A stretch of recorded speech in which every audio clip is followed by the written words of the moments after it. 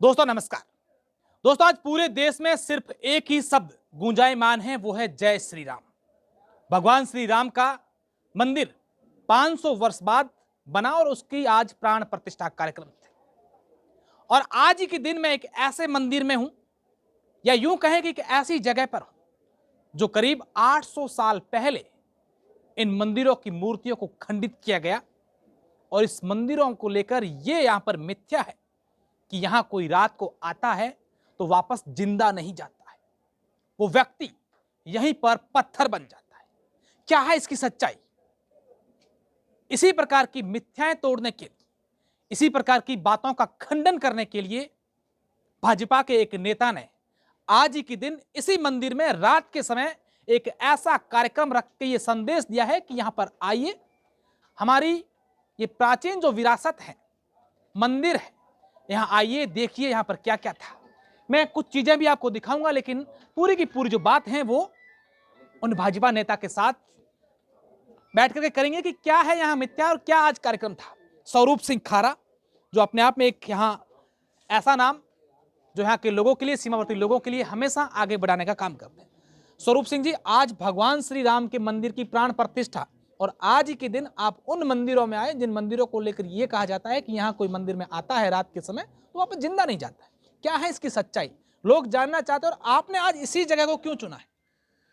देखिए, 12वीं शताब्दी का यह वैभवशाली मंदिर, इस प्रकार के 12 अंदर अन्य मंदिर थे। उसमें से 5 मंदिर तो है भग्नावशेष स्थिति में और 7 मंदिरों के केवल स्थान बचे हैं। आप कल्पना कीजिए कि इतने अच्छे से बसे हुए बड़े साम्राज्य को आक्रमण करके नेस्तनाबूद कर दिए जा रहे भग्नावशेष स्थिति में ये सुंदर कलाकृतियां हमारे सामने जो दिख रही है, ये कहीं न कहीं उस काले अतीत पर रुदन कर रही है, कहीं न कहीं किस जो कमी आई उस पर रुदन कर रही है। तो आप कल्पना कीजिए कि यहाँ आने का कोई दुस्साहस नहीं करता, लेकिन कोई अगर पहल करता है, परिश्रम करने वाले को सफलता मिलती है। हमने प्रयास किया, 500 वर्षों के लंबे संघर्ष और हजारों लाखों लोगों के, हिंदुओं के बलिदानों के बाद श्री राम के भव्य मंदिर का आज अयोध्या में जो प्राण प्रतिष्ठा का ऐतिहासिक कार्यक्रम हुआ, अद्भुत अकल्पनीय ऐतिहासिक था। प्रत्येक गांव ढाणी मंदिर में दीप प्रज्वलन, यज्ञ, हवन, आरती इत्यादि करके एक दीपोत्सव मनाया गया, केरल से केदार, कच्छ से कामरू तक। तो मेरे मन में भी भाव आया, क्यों न कुछ पुराने मिथक तोड़ दिए जाए। चूंकि मैं पड़ोसी हूं, इसलिए मैं सौभाग्यशाली भी हूं कि मेरे इस प्रकार के पड़ोसी ऐतिहासिक मंदिर जो कि भग्नावशेष स्थिति में है, डबल इंजन की सरकार बन गई उसको, इसलिए उसको जीर्णोद्धार तो कराएंगे, परंतु आज के इस बड़े आध्यात्मिक और विशेष दिवस पर क्यों नहीं यहाँ सोई हुई चेतना को जागृत करें। हजारों सज्जन महानुभावों की उपस्थिति में, मातृशक्ति की उपस्थिति में क्यों नहीं यहाँ सोई हुई चेतना को जागृत करें और एक नई पहल करें। जो कई पुराने मिथक हैं कि यहाँ कोई सो नहीं सकता, रात को आ नहीं सकता, और कई प्रकार की चीत्कारें सुनने के पश्चात व्यक्ति भयभीत हो जाता है, ऐसे मिथक तोड़ने का मेरे मन में संकल्प आया और संकल्प सार्थक करने का आज मैंने प्रयास किया।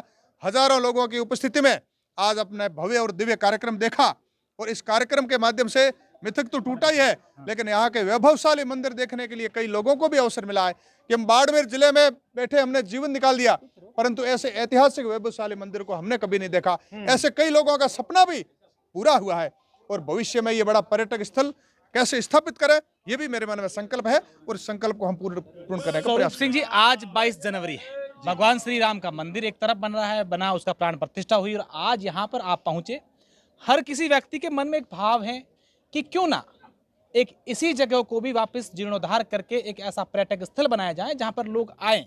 क्योंकि पश्चिमी राजस्थान का जब भी कोई लोग नाम लेते हैं या इंटरनेट पर सर्च करते हैं तो सबसे पहले इस जगह का नाम सबसे टॉप पर आता है, किराड़ू मंदिर। लेकिन कहीं ना कहीं लोगों में ये मिथ्या जो है आज भी बरकरार है। देखिए, पर्यटक स्थल तो कई प्रकार के हो सकते हैं। सम के धोरे भी पर्यटक स्थल है। यह केवल पर्यटक स्थल नहीं है, हमारी सांस्कृतिक धरोहर और हमारी स्वर्णमयी उस परंपराओं का स्मरण कराने के लिए, हमारे महापुरुषों ने जो संघर्ष किया मातृभूमि और धर्म संस्कृति को बचाने के लिए, उनका भी स्मरण करने के लिए ऐसे ऐतिहासिक स्थल अद्भुत है और उनका पुनरुत्थान और जीर्णोद्धार करना हमारा लक्ष्य भी है, संकल्प है। और हम डबल इंजन की सरकार है, इसलिए दोनों सरकारों के सहयोग से इसका हम जीर्णोद्धार करने का प्रयास करेंगे, ये मेरा संकल्प है। बॉर्डर पर बैठे आज लोगों के भाव, उसमें जो उत्साह है वो दोहरा उत्साह दिखा। एक तो भगवान श्री राम का मंदिर और दूसरा यहाँ बॉर्डर पर स्वरूप सिंह खारा द्वारा इस प्रकार का एक रंगारंग पूरे आप देखिए पूरे मंदिरों को जगमगाया दिया है, यहाँ पर आतिशबाजी करवाई है। तो ये उत्साह अपने आप में क्या संदेश दे रहा है? देखिए दोनों उत्साह हो गए।